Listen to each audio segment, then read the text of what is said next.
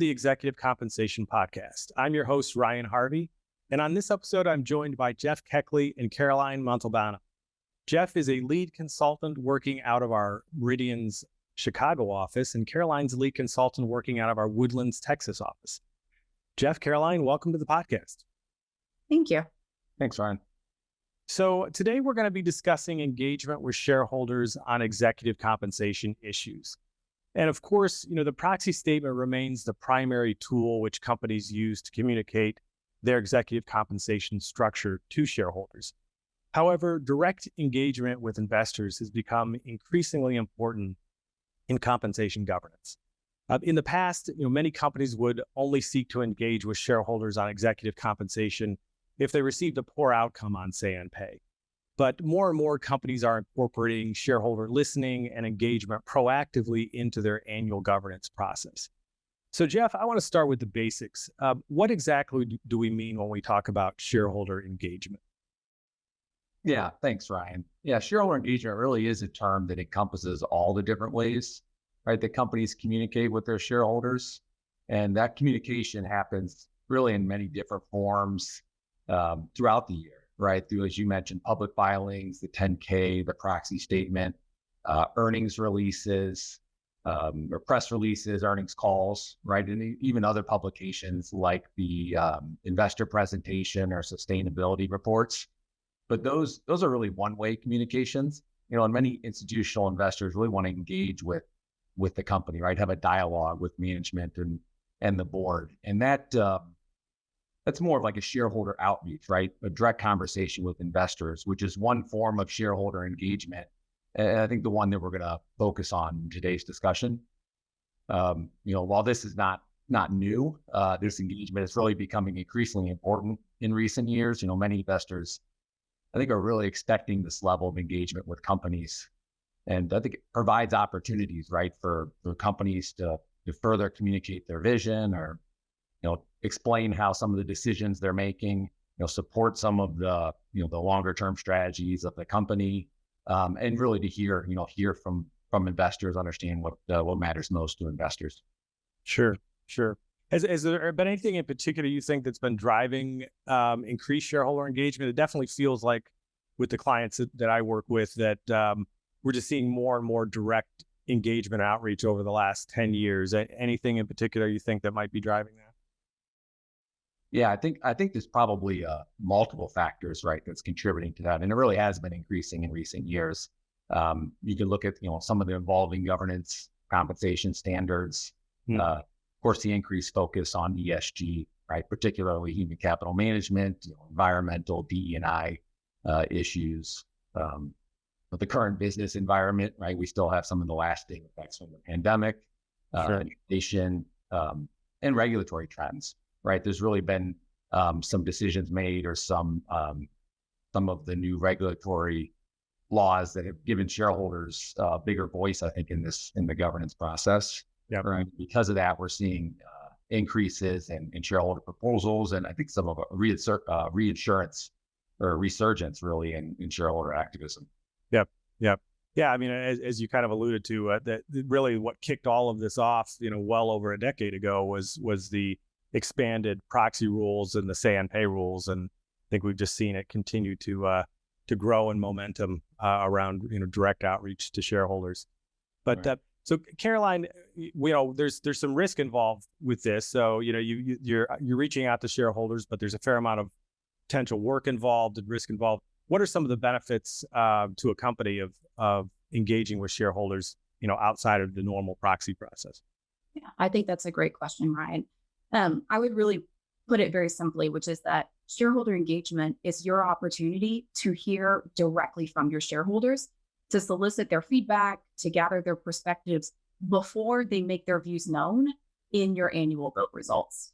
And you're right, it can be a bit daunting to get started because there is some planning and some prep that needs to go into your shareholder engagement or your strategy for outreach. But really, from a benefits perspective, you're building relationships and trust with your shareholder base. And then even beyond that, the information you receive from your shareholders may provide you or companies with insight into potential changes to consider, upcoming trends to anticipate and plan for, and potentially opportunities to enhance or improve how you're telling your story externally. So I definitely think there are pretty far-reaching benefits that make it worth a company's time to start to make this part of their ongoing governance program.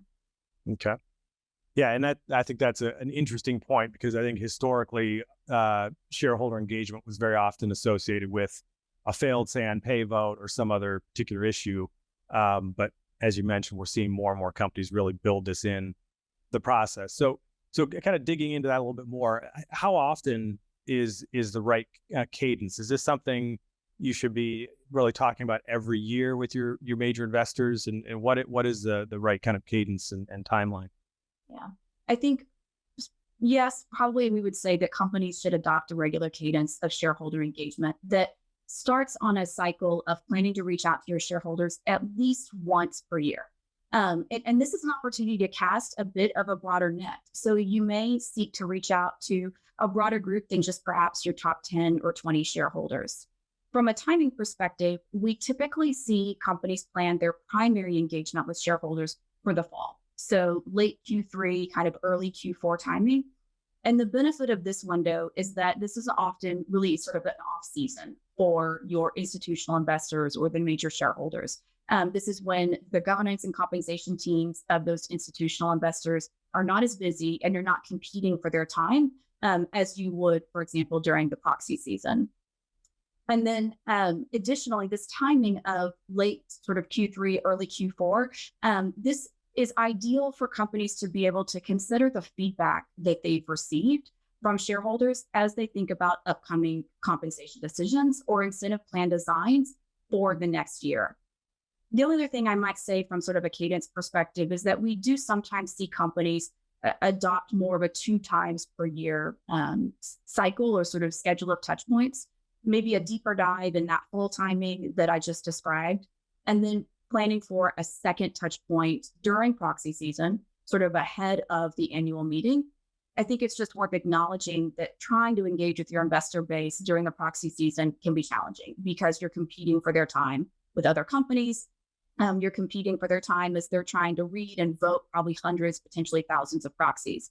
Yeah. But it may be critical. That may still be a critical time to engage with your investor base, particularly if you're trying to secure their vote following an adverse vote recommendation from the proxy advisors, or potentially in light of a shareholder proposal. Yeah, that makes sense. What's your experience been? So you said ideally once a year, maybe occasionally you might be able to have 2 meetings. What's your experience been with getting those meetings on a calendar? Are investors responsive? Of course, you alluded that in the actual proxy season itself, it might be difficult, but even outside of that season, what's the general likelihood that you're going to get an investor who's willing to meet? I mean, I think it can kind of depend investor to investor and sort of what's top of mind for each organization. But generally, companies, in my experience, have had pretty good success with reaching out.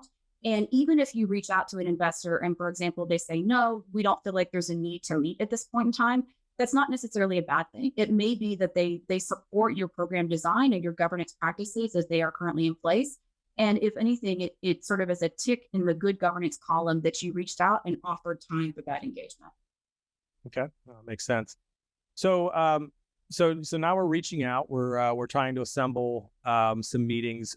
Who should be on the team? What's the right individuals internally at a company that should be part of the preparation and then also on the actual call itself with the investor? Yeah. This is really important, and it, I think, is part of really a planful preparation process. My suggestion is to include members of management that are comfortable speaking to probably the following key areas. Absolutely, yes, executive compensation, but also governance practices and programs, and it's something around sustainability or ESG matters. And beyond that, I also often suggest including a member of the investor relations team who can provide perspective on the company's overall strategy, and then also are usually well equipped to field any broader questions that may come up related to financial or operational performance, for example. Something that I've learned through shareholder engagement, both as a consultant and then certainly as a member of the management team responsible for conducting these meetings, is that although you may go into a conversation with your shareholders with a very specific agenda or topic in mind, executive compensation, for example, Once you get into that conversation, you may find that shareholders want to take the discussion down a whole different path. So, for example, they may not want to discuss executive compensation because they are supportive of the programs that you have in place, but they may instead want to discuss board of director tenure, board diversity, or perhaps the company's ESG strategy. So, proactively having somebody in the room ready to jump in and field those questions can be a great help. And it just sets you up to be able to maximize your time and their time during the conversation. Yep. No, Yeah, excellent point. one point that I would add to that, which sometimes can maybe be an afterthought, but is really important, is to designating someone to be taking notes in this meeting, right? To make sure that everybody even coming out of the meeting understands what was said and some of the follow-up and action items on that. Yep.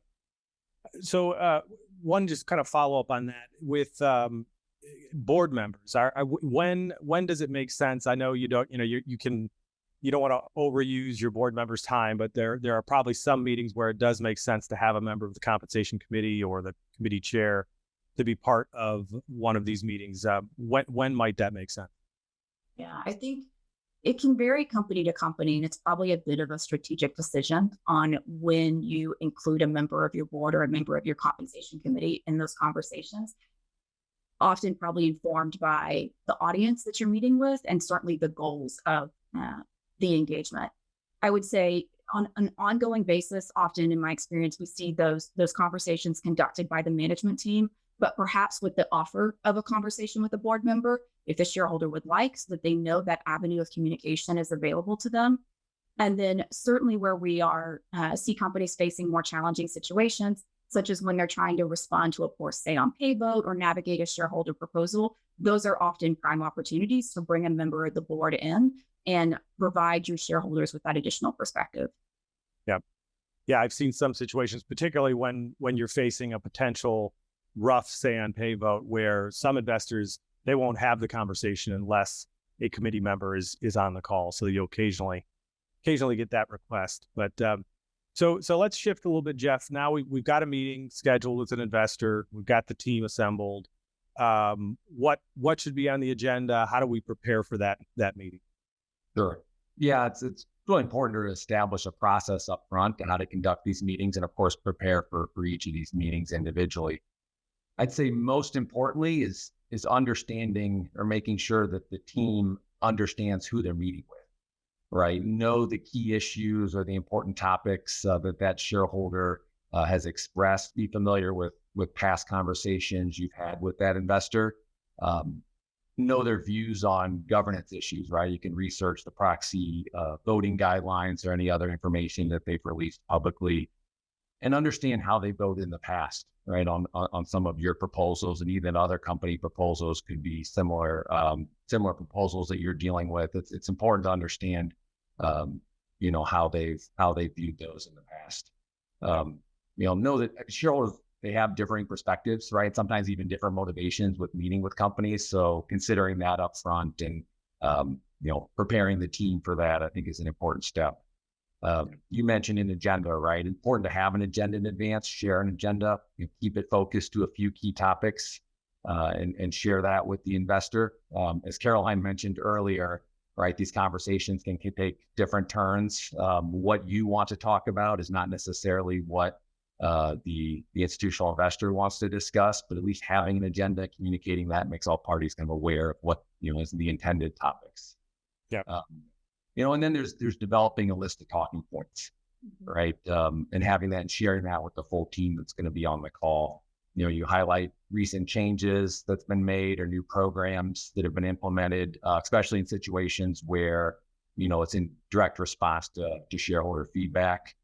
You can craft questions, right? Understand what the investor's position is. Look at this as an opportunity to really learn what matters most to some of these institutional investors, and maybe even why they're investing in the company.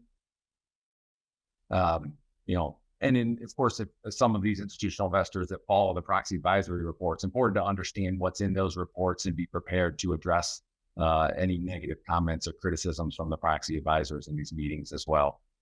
Specific to executive compensation, if that's a topic on the agenda, It's really important to give context to those programs, right? Provide not just the structure, but the rationale for design changes, explain how the programs and the plans support the compensation philosophy and align with the business strategy, and highlight, how those plans and those programs, the executive compensation create pay and performance alignment. Yep. I'd say that maybe one other comment is, in preparation, the investors don't necessarily want to hear from the compensation consultant. I don't think that we're typically in these meetings, but this is one area that we assist with, is helping to draft the talking points and some of the preparation for these meetings. Yep. Yeah, actually, just yesterday, I was working with a client, working through talking points. We're in the midst of the proxy season right now, and an investor was interested in having a call on compensation. And one of the things we were careful to do when we were setting up those talking points is we prepared to address. There was a handful of things that the proxy advisory firms had mentioned in the reports, a few critical items. And we made sure that we were prepared to address those and had good talking points for the management team to use. But also, those were really something that was in our hip pocket, because we didn't know exactly what the investors' issues were going to be, and very often they're different than the proxy advisor. So rather than just jumping in and starting to defensively address issues that they may not even be important to them, I think it's always important to let the investor, particularly if they have things that they want to talk about, let them guide the discussion a bit, and then address the issues they bring up, as opposed to being overly defensive. So yeah, agreed. But so Caroline, you've talked a little bit about this already, but want to just circle back. So what should we expect? How do these meetings typically go? What kind of feedback are we going to get, and then what do we do with that feedback once we've received it? Yeah, so I think essentially, there's been some sort of great insight from our conversation so far on how these meetings typically go. Really being prepared to open up the meeting and provide the shareholder with a perspective of what you're hoping to cover, but then leaving space and acknowledging that at the end of the day, you're really seeking their insights on where they'd let the conversation to go, any trends that are on the horizon, and really their direct feedback on the programs and practices that you have in place.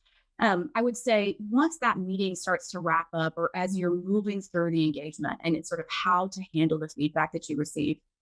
Jeff mentioned this earlier, but probably the most important thing that you can do is create a log. Start to really take notes on who you engaged with, when you met with them, and then most importantly, the specific points of feedback received and the questions that they asked. And this is important for a variety of reasons. One, this will enable everybody that participated an opportunity to compare notes and make sure we all heard the same thing. And then this also allows you to start to think about kind of, are there key themes that are bubbling to the surface here through the course of our shareholder engagement? And which of these key themes or sort of suggested changes are actionable versus not? And that's something that we can talk about a little bit further in a second. But creating that log also enables you to start to summarize the feedback for purposes of summarizing it back to your committee or to your board of directors at the conclusion of the outreach. It prepares you to be able to summarize the course of the engagement and the feedback for the proxy, which also, or often I would say, is kind of the culmination of your shareholder outreach on an annual basis. And then that log can be a really helpful tool when you come around to do your shareholder engagement the following year, because you can cast back and sort of see, okay, we met with this shareholder last year. Here are some of the key questions that they raised or changes that they expressed an interest in seeing. And you can start to sort of link those conversations together and begin to, or prepare yourself to provide an update back to your shareholder in the course of the next engagement on what you heard and any actions that you've taken since the previous conversation. That's a great way of really demonstrating to your shareholders that you're listening to them and that you are thoughtfully considering that feedback. Once you have sort of come through your shareholder engagement cycle, and you can start to look for those consistent themes or key trends that have often come up, then you can start to think through what is actionable versus what is something to continue to monitor. And what I mean by that is that companies may find through shareholder engagement that shareholders are seeking programmatic or structural changes that may not align or support the company's compensation or governance objectives at this point in time. And it's not to say that that feedback should be discarded. It's helpful feedback, no doubt, but it may be an area where the company is not ready to make a change. So using that information or kind of those nudges through your shareholder engagement conversation, that a great way to sort of keep it top of mind, maybe to also look at how you might enhance your description of your compensation approach or the decisions that you've made in next year's proxy to sort of underscore why the company has taken the position that they have, and maybe help to continue to keep that communication alive, not only with your shareholders, but with, of course, the broader external stakeholder community. Yep. Yep.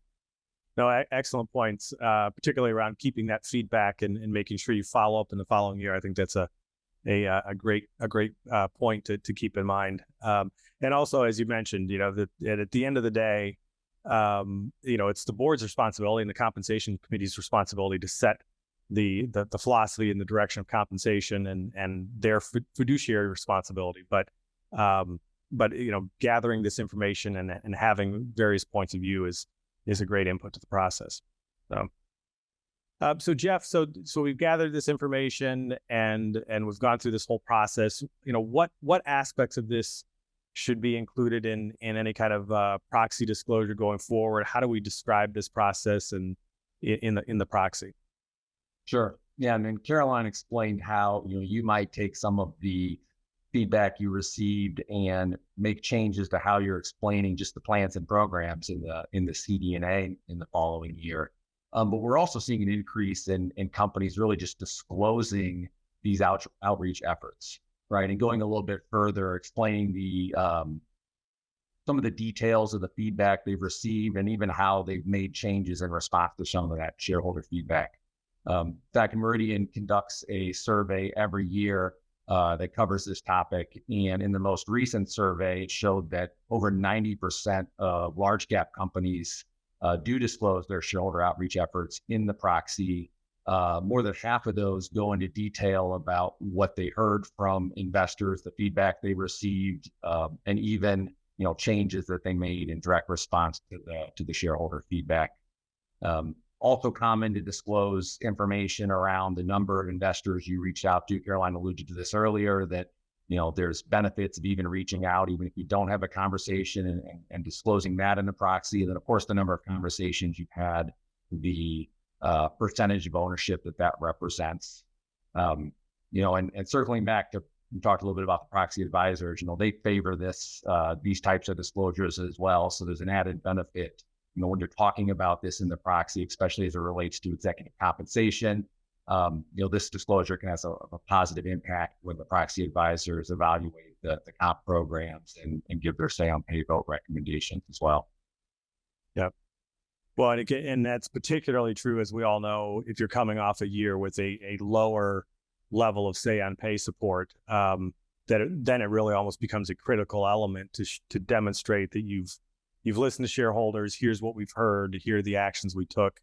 I've seen, various cases out there where coming off a low vote the prior year, a company, apparently has a very clean compensation structure. There's really no reason you would expect them to get any kind of pushback from the proxy advisors, but because they didn't very, clearly articulate how they followed up and listened with shareholders and took action, they continue to get an against recommendation, even though their plans wouldn't necessarily call for that otherwise. So it's particularly important. Yeah, you're right. That is one of the categories kind of within their qualitative assessment, is that responsiveness to feedback. Yeah. Well, this has been a great discussion, and I think clearly from our experience, incorporating shareholder engagement into your normal governance process can really bear a lot of benefits, and not just when you're coming off a difficult say on pay year, but really, at any point in the process, it bears a lot of benefits. So, been great to have this conversation, and thanks again, Jeff and Caroline, for joining us. Thank you. Great. Thank you. Thanks.